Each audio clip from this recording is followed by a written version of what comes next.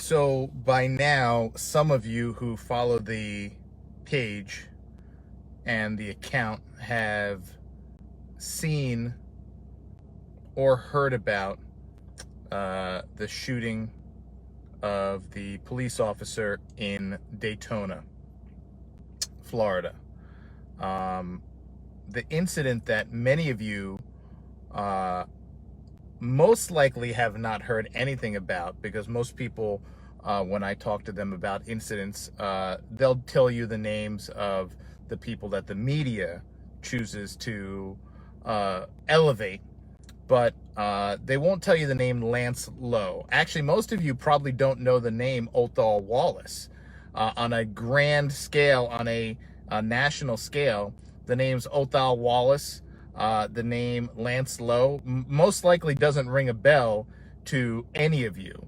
And that's sad.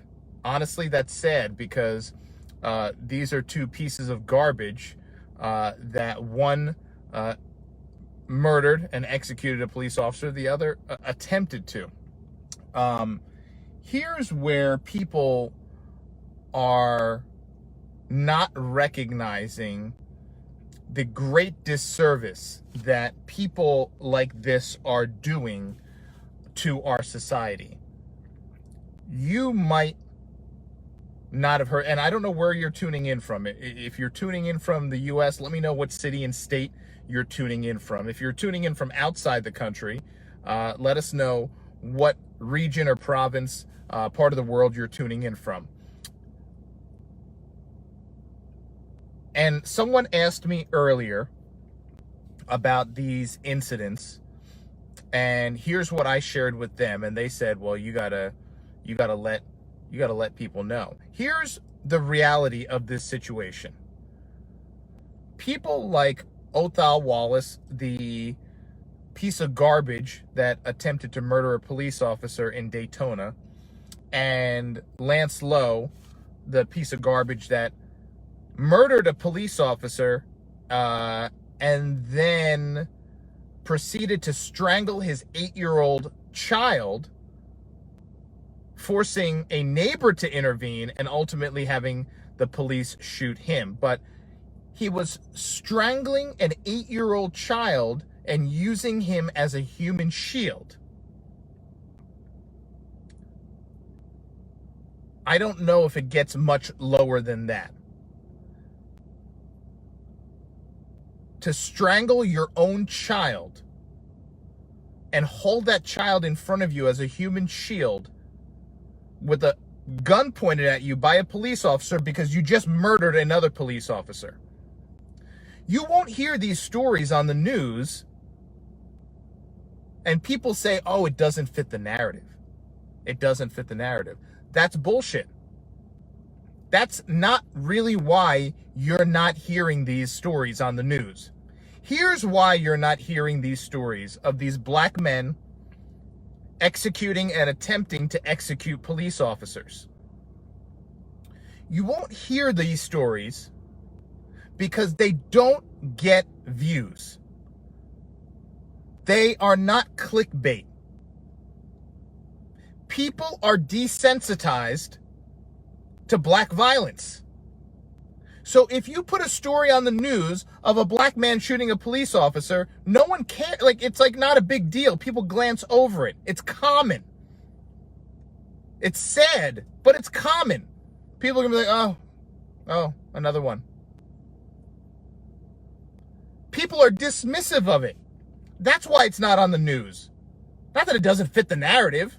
Yeah, it doesn't fit the narrative, but people just don't care. You look at the news today, black man robs a liquor store, black man robs a gas station, black man does this, wanted for armed robbery, black man, black male. Right? We've all seen it. We don't even hear it anymore. That's why the news doesn't care to make it a national headline. What they have to make a national headline are the things that sell, because the news is struggling. People's attention is the biggest commodity today. So what do you need to get people's attention? Not something that's happening 100 times a day. You need something that's happening a couple of times a year. And then you got to turn it into a big deal and sensationalize it. The news won't show you when a black officer shoots an unarmed black man. Why? Because it's not clickable. No one cares. No one cares. That kind of violence is just not relevant to people. It doesn't trigger anyone's biology. It's sad, but it's true. Ask yourself, when's the last time you saw a story like that, fitting the criteria that I just said, and it actually triggered your biology to the point where you stopped, you looked, you listened? It just doesn't. There's a video on YouTube by a professor from a very esteemed university, a black man, and he talks about this. He talks about it openly. And he's a liberal. He's a liberal black professor at a liberal black university. And he said, black violence is just so common that people just glance over it. Now you have this division in this country, and you have a whole bunch of people on one side of the aisle screaming about police officers acting a certain way when dealing with people of color. They want to see change. They want to see defunding. They want to see more training. Well, let me tell you something. No, I did the job for 13 years. No level of training prepares a police officer when they walk up to a person, the person pulls out a gun and shoots them in the face. There's no training that can prepare you for that. Officer Jimmy In, Stockton, PD. Look it up. You didn't hear the story. I know you didn't hear the story of Officer Jimmy In getting executed. I know you didn't hear the story. If you heard the story, leave a comment. If you didn't hear the story, type I didn't hear it. Because here's the story. Multiple calls to the police for a domestic disturbance. People were calling and were very concerned. Officer Jimmy In responds to the scene. He's not even at the door. Lance Lowe, a name you never heard of, a name that no celebrity or athlete or anyone will ever talk about, right? Lance Lowe opens the door and the gun comes out and executes Officer Jimmy In. It's on body cam. You can watch it. It's not on the news because it's the execution of a police officer the second he walks up to a door. What also isn't on the news is Mr. Lowe then going back in his house after shooting at a police officer in the car and coming out and strangling his 8-year-old child, using that child as a human shield. That too, you won't see on the news. It's disgusting. It's disturbing. But you won't see that on the news. They won't show it. Ask yourself, Lance Lowe, what did he do for people of color when it came to relations with police officers? Did he help it? Or did he set it back another 20 years? Because you can't say you want police officers to not be scared, not be on edge, not be nervous when approaching and dealing with people of color and not treating everyone like there's some violent criminal. But at the same time, on a way more frequent basis than white officers shooting men of color, it's not even a close ratio. The news won't tell you that. You have men of color executing and shooting police officers. Look at the Officer Down Memorial page. Go there. The news never talks about the Officer Down Memorial page. Go to that page. It's a listing of every police officer that is killed in the line of duty. Look at the ones killed by gunfire. Then Google the story and look at the suspects. I'll leave that to you to do. The people who should be the most angry right now should be the good people of color. Because these people are the ones that are setting everything back. You can't say you want police officers to treat you a certain way, and then this happens. And then you have Othal Wallace sitting in a car in an apartment complex. Officer rolls up to see what he's doing. Completely normal. Completely normal. Hey, man, what's going on? Tries to get out of the car. Hey, have a seat, man. Relax. I'm just coming to ask what's going on. Tries to walk away. Hey, where are you going? A struggle ensues, and he's shot in the head. So all the people who are saying that that was somewhat justified because, oh, he was scared. There was a police officer walking up to him, and he was scared. He was scared for his life. That's why he shot the cop in the head. He was scared. There was a white cop coming up to him. Meanwhile, the guy's on his Instagram page with bulletproof vests and camo and rifles looking like Rambo. Black Rambo. But he was scared of a skinny white cop walking up saying, hey, man, what's going on? What are you doing here? He was scared for his life. No one is believing that anymore. No one is buying that anymore.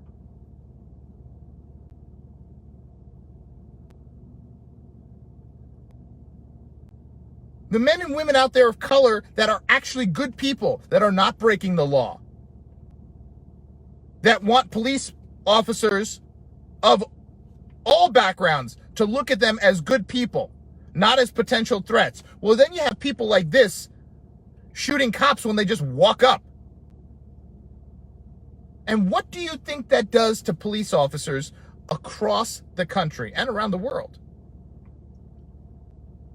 You think it gives them a better feeling when they walk up to people of color?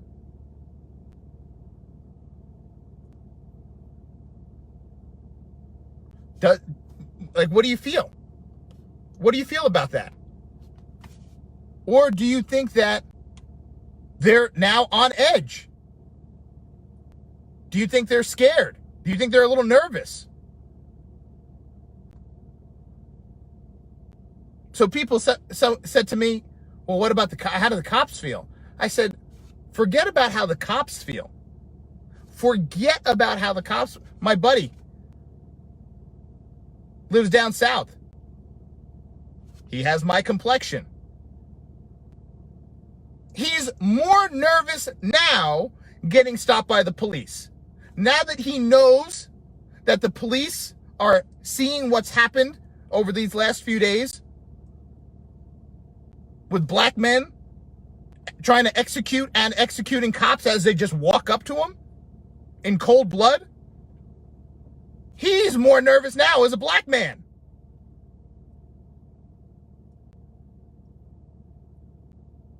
Forget about what the cops think.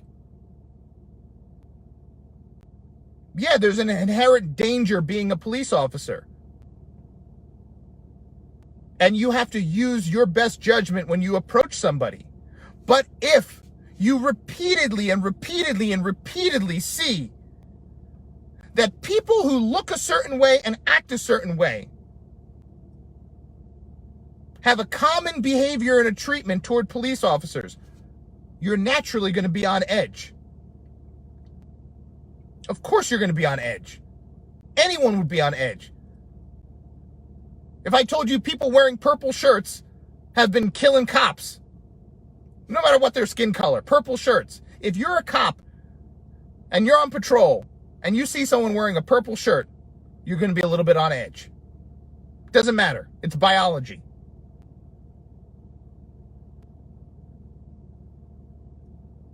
The actions of people like this hurt people of color more than anything.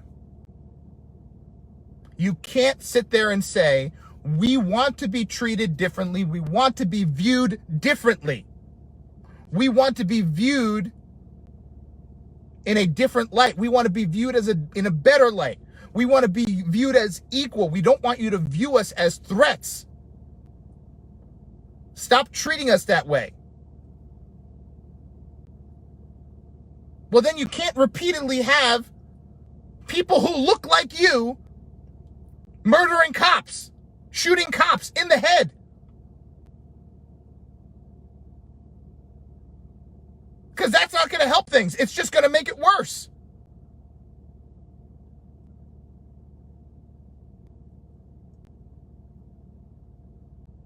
You're taking it all back. You're moving it all backwards. And you'll never see it on the news. Police officer fighting for his life after getting shot in the head. What is that? How does that help the good people? And this is whether you like the police or not. The name of the game is survival. We all want to survive.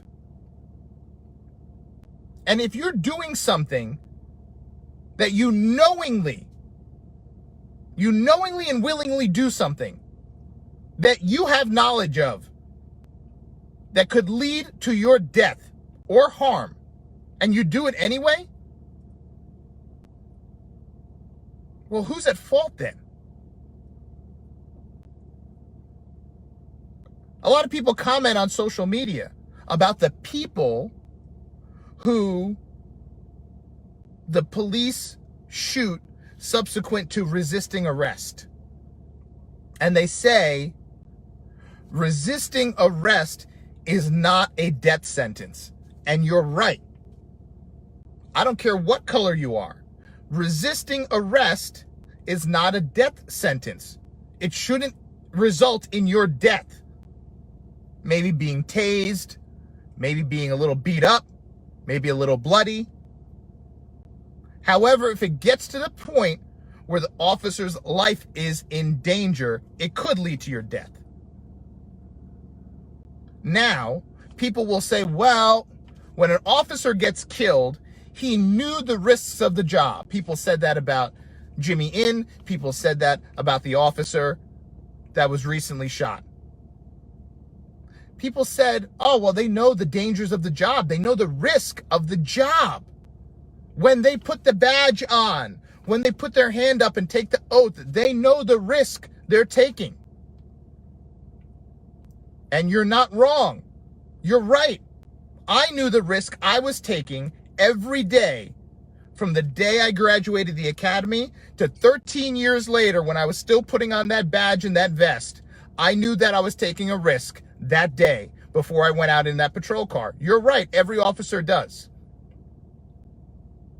And every shitbag out there that makes the decision to fight with the police also knows that they too are taking a risk with their life.